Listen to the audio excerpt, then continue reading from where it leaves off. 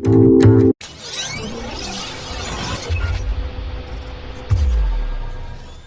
हम करने जाएंगे is matter around us pure. 9th class का चैप्टर नंबर 2 करने जा रहे हैं, ठीक है ना। तो पहली थ्योरम आती है इसमें प्योर सब्सटेंसेस। प्योर सब्सटेंसेस हमारे वो होते हैं जो सिंगल टाइप ऑफ सब्सटेंसेस या पार्टिकल से मिलकर बने। तो प्योर सब्सटेंसेस क्या होते हैं हमारे, which consist of only one type of सब पार्टिकल्स। तो वन टाइप ऑफ पार्टिकल से मिलने वाले प्योर सब्सटेंसेस कहलाते हैं हमारे, जैसे गोल्ड और जैसे वाटर। वाटर के अंदर देखेंगे तो पानी के गिलास के अंदर हर एक जो मॉलिक्यूल है वो H2O का ही है। अब इसकी बात करें तो प्योर सब्सटेंसेस आगे फर्दर 2 पार्ट्स में डिवाइडेड किया गया है। पहला pure elements and pure compounds. अब एलिमेंट की बात करें तो सबसे पहले जो एलिमेंट की टर्म थी ना वो किसने दी थी, रॉबर्ट बॉयल ने दी थी 1661 में या 1661 में। और एंटोइन लोरेंटी लेवाइजर ने क्या किया था कि एलिमेंट को डिस्क्राइब किया था, ये बताया था कि एलिमेंट एक बेसिक यूनिट है या फिर बेसिक फॉर्म है मैटर की, जो आगे फर्दर डिवाइड नहीं हो सकती, उसको हम मैटर कहते हैं। और इसी के मिलने से कोई ना कोई सब्सटेंस तैयार होता है। अब बात करें तो हमारे नेचर के अंदर 118 एलिमेंट तो कौन से हैं, नेचुरल एलिमेंट है। टोटल हमारे पास 118 एलिमेंट है और उन टोटल 118 एलिमेंट में से 92 तो कौन से हमारे नेचुरल, और बाकी जितने बाद में बचते हैं तो रिमेनिंग्स आर आर्टिफिशियल्स। तो जो हमारे 118 एलिमेंट है फर्दर इनको 3 पार्ट्स में डिवाइड किया गया है, metal, non metal and metalloids. अब आगे इतना जल्दी से उतार ली। अब आगे देखते हैं तो आगे आता है हमारा, हमें पता है कि जो हमारे एलिमेंट थे, एलिमेंट हमारे कितने पार्ट्स में डिवाइड किए गए, 3 पार्ट्स में, मेटल, नॉन मेटल और मेटलॉइड। अगर मेटल की बात करें तो मेटल हमारे क्या होते हैं, लस्ट्रस, मतलब चमक प्रोवाइड करते हैं। They are hard in nature, ये हार्ड होते हैं। दे कंडक्ट इलेक्ट्रिसिटी, ये इलेक्ट्रिसिटी को कंडक्ट कर सकते हैं। तो सारे के सारे मेटल इलेक्ट्रिसिटी को कंडक्ट कर सकते हैं। They have high melting point and boiling point, इनका melting point and boiling point दोनों क्या होता है, ज्यादा होते हैं। ये पिघलते भी ज्यादा टेम्परेचर पे है और उबलते भी ज्यादा टेम्परेचर पर ही है। They are malleable in nature, तो मैलिएबल क्या, इनकी शीट बनाई जाती है। आप देखते हो मेटल की शीट बनती है जिस तरह foil paper. They are ductile in nature, ये क्या होते हैं, डक्टाइल होते हैं। इनकी क्या बनती है, शीट, और डक्टाइल का मतलब होता है इनकी वायर बनाई जाती है। तो आप देखते हो कि जो वायर होती है वो किसकी होती है, मेटल की। एग्जाम्पल सोडियम और iron. Non metal, they are non lustrous, lustrous नहीं होते। They are soft and gaseous in nature, कि ये सॉफ्ट भी होते हैं और गैसियस फॉर्म में भी होते हैं, लिक्विड फॉर्म में भी होते हैं। They have low melting point, उनका मेल्टिंग पॉइंट लो होता है। दे आर नॉन मैलिएबल, और ये मैलिएबल नहीं होती, इनकी चादरें और तारे नहीं बनती। तो दे आर नॉन डक्टाइल।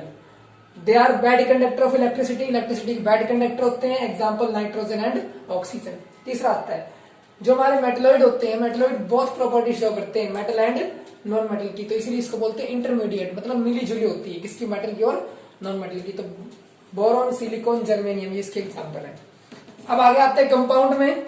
तो कंपाउंड हमारे कौन होते हैं, कंपाउंड हमारे वो सब्सटेंस होते हैं, कंपाउंड हमारे वो होते हैं कि जो एक ऐसे सब्सटेंस जो 2 या 2 से ज्यादा एलिमेंट से मिलकर बना हो, और 2 या 2 से ज्यादा जो एलिमेंट से मिलकर बना है वो सारे के सारे एलिमेंट एक डेफिनेट प्रोपोर्शन में होंगे। डेफिनेट प्रोपोर्शन का मतलब होता है कि वो एलिमेंट, जिस तरह की हाइड्रोजन, हीलियम है, आपने पढ़ा था सब बेसिक कंसेप्ट में, वरना नहीं पढ़ा हो तो पिछली वीडियो में जाके पढ़ ले। वो सारे के सारे जो जितने एलिमेंट है वो सारे के सारे एलिमेंट इसके अंदर एक डेफिनेट प्रोपोर्शन में होंगे। जिस तरह H2O बनाना है तो 2H, एक ऑक्सीजन की रिक्वायरमेंट होती है। NaCl बनाना है, एक Na, एक Cl लगेगा। तो ये क्या है, डेफिनेट प्रोपोर्शन। तो इसके अंदर क्या है, जो 2 या 2 से ज्यादा एलिमेंट डेफिनेट प्रोपोर्शन में जुड़े होंगे, जिसको हम कंपाउंड कहेंगे। अब आगे आता है मिक्सचर। मिक्सचर क्या होता है हमारा, कि जब 2 या 2 से ज्यादा सब्सटेंसेस या एलिमेंट मिक्स हो जाते हैं एक दूसरे से कोई भी प्रोपोर्शन में। इसमें कोई वो नहीं है कि भाई एक अगर बर्तन है उसमें 1 किलो चीनी डालनी, 1 किलो पानी, नहीं, आपकी मर्जी। आप 10 किलो चीनी डालो, 5 किलो पानी डालो, आपकी मर्जी है। मतलब किसी भी प्रोपोर्शन में मिलाना है आपको, लेकिन इसके अंदर एक फिक्स प्रोपोर्शन नहीं होगा।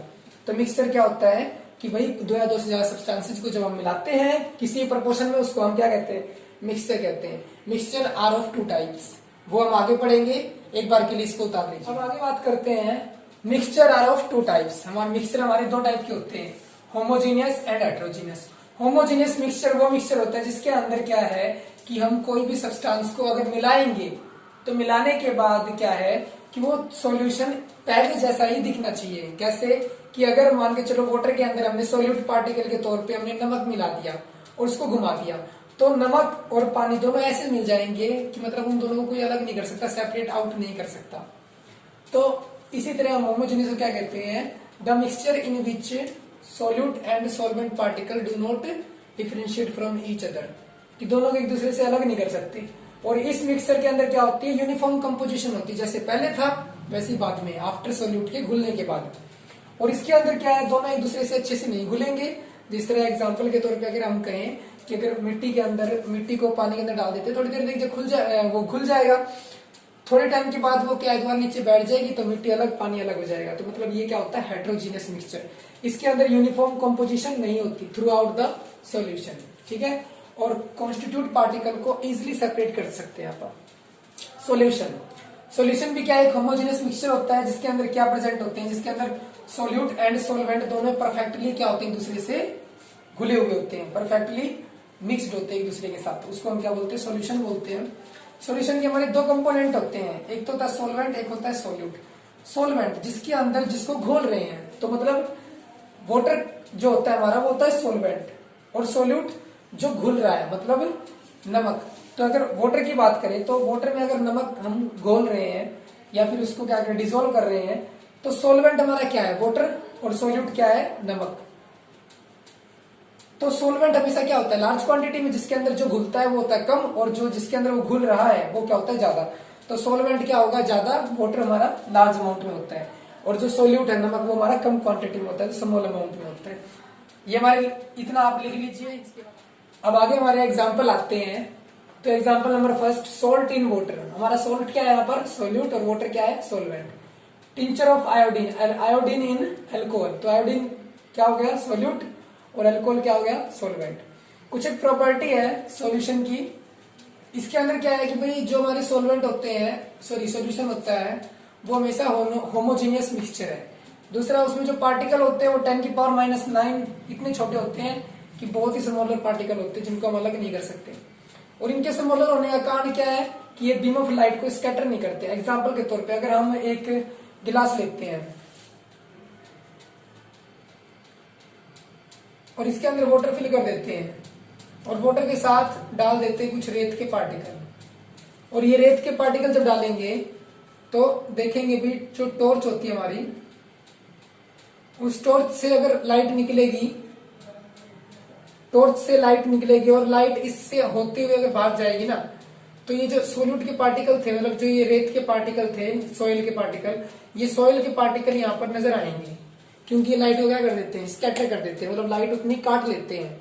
लेकिन इसके पार्टिकल इतने स्मॉल होते हैं कि पार्टिकल वो स्कैटर ही नहीं करेंगे, वो अच्छी तरह से घुल जाएंगे, और जिससे लाइट की पूरी लाइट बाहर निकल जाएगी। तो ये बीम ऑफ लाइट को स्कैटर नहीं करता।